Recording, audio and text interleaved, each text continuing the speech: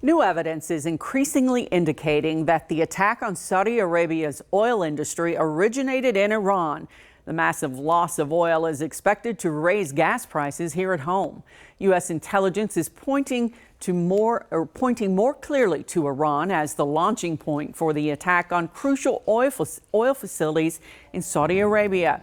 Iran insisting it was not involved, but sources say evidence shows cruise missiles were fired from the western part of the country, though it remains unclear who authorized the attack. Some critics believe Iran was motivated to strike against oil production in Saudi Arabia, a key U.S. ally, as retaliation for U.S. sanctions on Iranian oil exports. Told the Iranians that they've crossed a line and that there are consequences for that, but not escalating this in a way that this really does become a broader conflagration.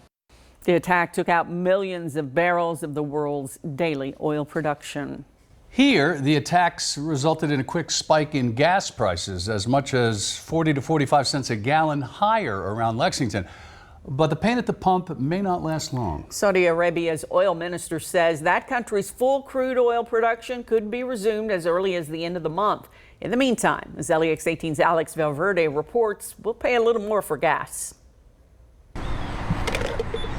At the pump, you may see this number rising even higher this week. I've noticed that throughout Lexington, it could be a 30 to 40 different cents price change all through town. Just depends on what side of town you're on. According to AAA, the national average gas price rose slightly to $2.59 per gallon, and it's expected to go up more. Over the weekend, there were drone attacks on two major oil facilities in Saudi Arabia, including the world's largest facility. These attacks took 5.7 million crude oil barrels per day off the market, about 6% of the world's supply. And it's now leading to this impact locally. I feel sorry for the people who had to drive 35 or 40 miles to work every day and who has a gas guzzling car besides. It really makes a difference to them. President Trump said he's authorized the release of crude oil from the Strategic Petroleum Reserve if needed. I'm not surprised by it. It's unfortunate what happened over there, but it's to be expected, and we'll have to figure it out and keep moving on. As for when the trend of increasing prices could end, that may depend on how quickly the damaged oil facilities are repaired.